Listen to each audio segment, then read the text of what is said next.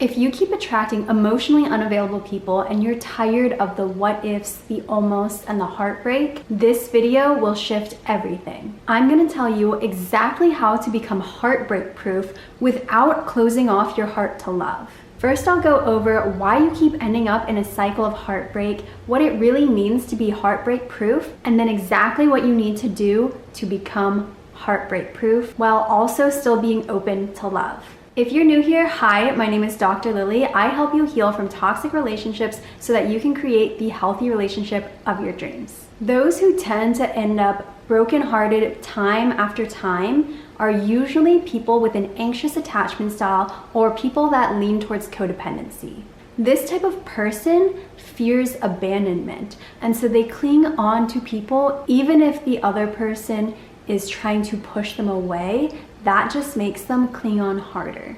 And that's because this is replaying an old cycle from your past. You probably grew up with a parent or parents who weren't there for your emotional needs. So you never knew if they were going to be there for you or not. Maybe sometimes they were emotionally available for you or supported you in some ways, and then other ways they let you deal with your emotions alone, or they rejected the emotions that you experienced. Maybe sometimes it even felt like they took away their love.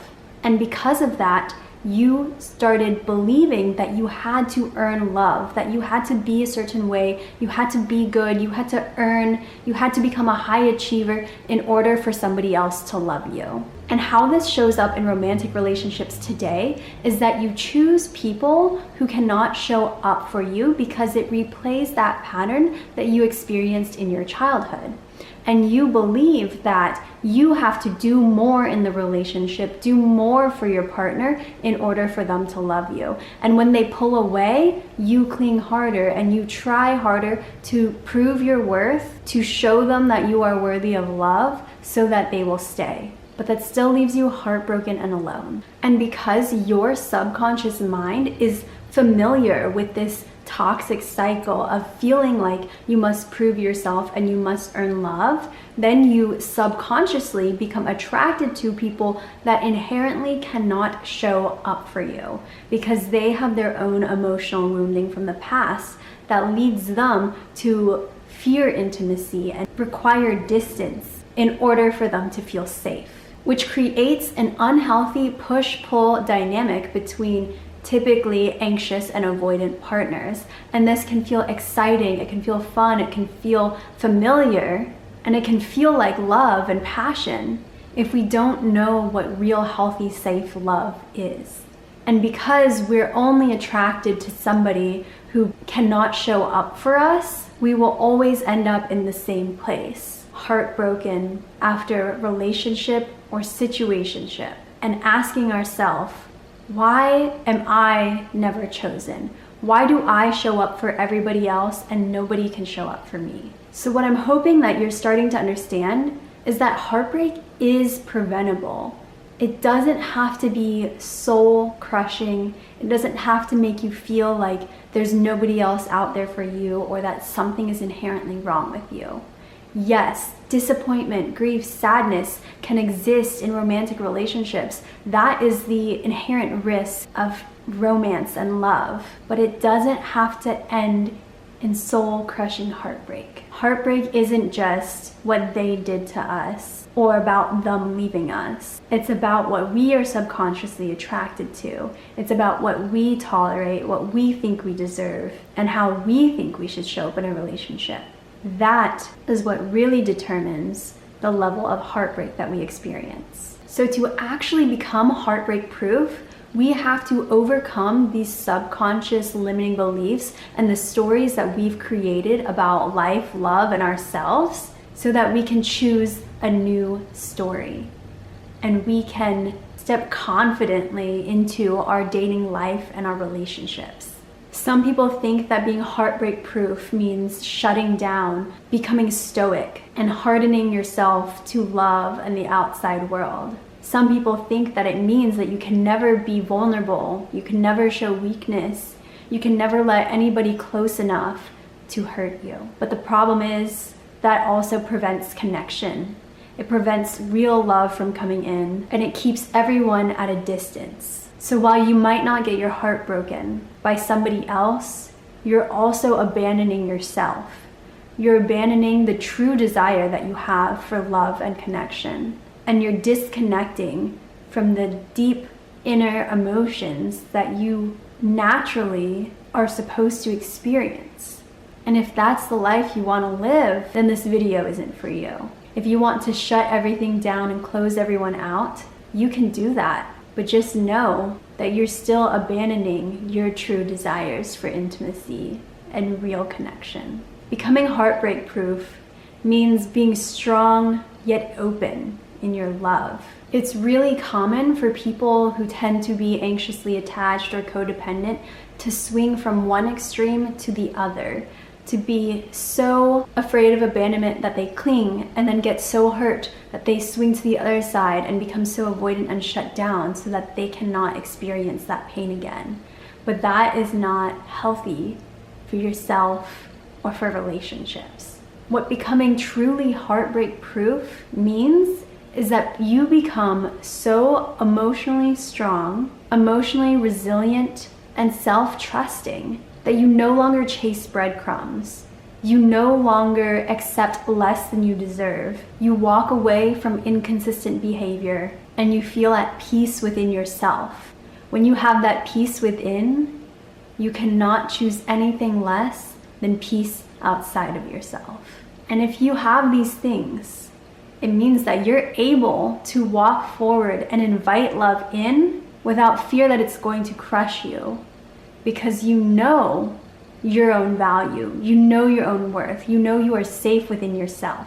And that is what creates true confidence and true resilience in dating and love. So the first and most powerful step to becoming heartbreak-proof is figuring out what is the root that is driving me to stay in these toxic cycles. What is it? What are the fears that are coming up when I'm heartbroken?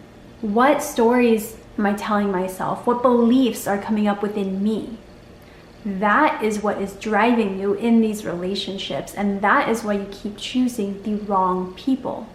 And that is why it hurts so much when it ends.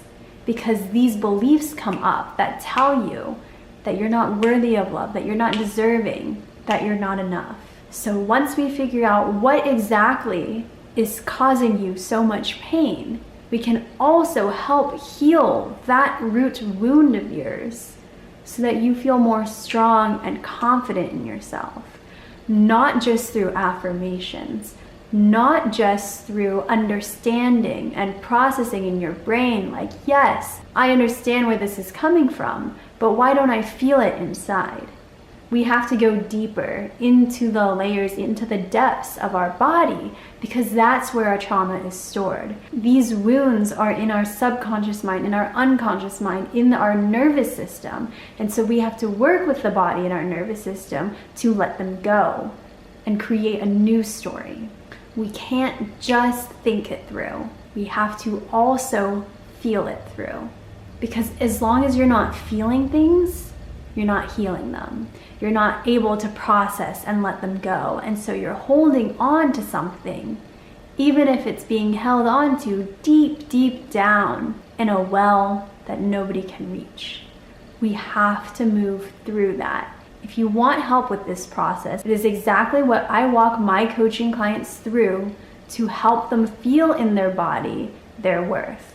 Not just know it from a mental standpoint, but truly start to feel and believe it in their bones. You can book a free consultation with me. The link is down below. That option will not be there for much longer, so make sure to book your free consultation ASAP. Then we build from there. We start filling out who we are. What do we authentically want? Who are you at the core and depth of your being? So many of us are disconnected from ourselves, myself included. I didn't know who I was 5 years ago. I didn't know what I wanted. I didn't know my voice, my needs, my boundaries. I didn't know who Dr. Lily was until I started trying to get to know her and creating a stronger sense of self and pushing myself to do things that scared me. things that I wanted to do but didn't feel confident enough in doing. I had to start pouring into different buckets of my life to build up who I am and who I wanted to be. I had to get really connected with myself in what do I really like? What brings me joy? What brings me happiness? What makes me sad? From an authentic place. Not what other people think I should do or what other people think should make me happy, but what truly makes me happy? What brings me joy? What are my skills and my qualities that make me a good person or a great doctor or a great coach? But also, who am I beyond those titles and those roles? Who is the spirit within? Those are the questions you have to start asking yourself so that you know exactly who you are and you don't ever have to question the value of you, because every single person has a unique value. Even if you have the same exact traits as somebody else, you're gonna have different levels of them, different amounts of them. You're gonna have your own style and flair to it. You have your own energy. So feel into that and own it. The better that you know yourself, the stronger you'll be in being able to hold on to that, even when you're dating someone or in a relationship with somebody. The better you know you, the harder it is to lose you. In essence, become connected to yourself. Identify who you are, and then also start to own and feel the emotions that are coming up. Allow yourself to feel them and process through them in whatever way that you need, whether that's walking, meditation, journaling. Accept that you're allowed to have these feelings. And as you learn to be more in tune with your body and your emotions, you start to become more in tune with your intuition. So often we end up in unhealthy relationships because we didn't listen to our gut. Our gut told us that this person wasn't right for us. Our gut told us that something was off about them, that this wasn't quite right, that this is not what you deserve. But another part of us, the wounded part, the hurting part, well, maybe that's not true. Maybe I can fix them. Maybe I can prove that I'm worthy of more. And maybe they'll finally give it to me. But how well has that worked out for you so far? Going into a relationship or situationship, believing that they have to change or you have to change in order for them to love you is not a path to a healthy relationship. It's a path to disappointment and heartbreak. Next, stay emotionally independent. Don't tie all of your happiness, all of your worth to this one person, this situationship, dating partner, relationship. Continue to have a life outside of them. Continue to feed into yourself, into your own soul. Don't rely on them to meet every single one of your emotional needs. Maybe sometimes they can. Maybe sometimes they're exactly what you need and can show up exactly how you wish them to. But other times, they just can't show up in that way, or maybe they don't enjoy the same things that you enjoy. And just because they don't have all of the same hobbies that you do, or enjoy all of the drama or gossip that you do, find somebody else who can fill that. A friend, not another romantic partner or potential interest. Or just show it to yourself. If you just need some connection, some peace, and they're not able to show up for you for one reason or another, it is vital that you know how to take care of your own emotional needs, even if you have a partner. So maintain that level of emotional independence, which in turn will also help you maintain your sense of self, so that if the relationship is lost, you don't lose everything. You haven't put your all into the relationship.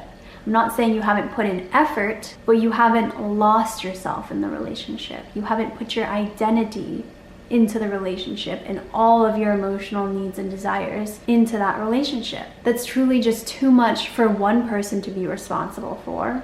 And if you do that, then what are you left with at the end of the day? So maintain some independence. Maintain your own sense of self, so that even if they can't move forward with you, you know that you will be okay because you feed into yourself and you don't rely on them for the love, the entertainment, the support that you think you need. It's not hyper independence, it's not codependence, but it's healthy interdependence where you both can support each other, but you can also be okay alone and doing your own thing. And we get this symbiotic relationship together. Two wholes coming together instead of two halves. Because Disney, fairy tales, the internet, they love to say, you're my other half. But if you're only a half, then without them, you're not whole. And that is what leads to heartbreak. So become whole in yourself and find a partner who's whole in themselves so that even if things end, you're not broken. And lastly, practice detachment. Detachment from the outcome, detachment from the relationship, not seeing the relationship as a definition of you, but rather an extra cherry on top. Practice loving without feeling like you need them, without feeling stuck to what they represent for you, and love without needing them. Remind yourself that you will be okay no matter what, that you are safe, you are the home and the love that you really need, and they are just the extra cherry on top. The best way to practice detachment is attaching to yourself. What things do you need? What are your boundaries? What makes you happy? This doesn't mean ignoring their needs, boundaries, or the things that make them happy, but focusing on you, not suppressing those needs, suppressing those boundaries, or the desires that you have in the relationship, but holding on to you rather than them or the relationship itself. Everything in this video has told you that the key to being heartbreak-proof is loving you, pouring into you. The answer has been you this whole time. If you want more ways to practice detachment, I'll link some videos down below. They're great. Highly recommend checking them out. Remember, you are not broken. There is nothing wrong with you. There are just layers of trauma, of stories, of beliefs that have hidden the whole, most authentic part of you, which is the best part of you. And you just need to discover and embrace it. Let go of what's keeping you tied to those old wounds, the old stories and people that keep breaking your heart. As long as you discover the wholeness within you, you can never be broken. And as long as you are whole, you will never be weak enough to feel like they've broken you. Remember, you don't have to earn love. You are the love that you are looking for. And when you embrace that for yourself, the best, most authentic, healthiest love you have ever experienced will be found within you and will attract the matching partner who can meet you exactly where you are. If you're ready to let go of the cycle of heartbreak and almost and start building emotional strength and resilience from the inside out, I will help you get there. I will be your support, but I will also help you accelerate the process so that heartbreak can be long gone. You will discover the love that you never knew existed, the purest and healthiest love that you have ever experienced. That is the work that truly makes you heartbreak-proof. So if you're ready to embrace that and let go of the pain and the limiting beliefs that are keeping you stuck, book that free consultation today. It will be going away soon. And I'm so excited to be able to work with you and help you on your journey. And if you're struggling with no contact, I have a no contact survival guide, 7 easy steps to stop talking to your ex for good. It's also linked down below. Definitely check it out. It has tons and tons of support for you right there. And make sure to leave any questions or comments down below. I respond to every single one. If you found this video helpful, please give it a like, subscribe, and I will see you next time.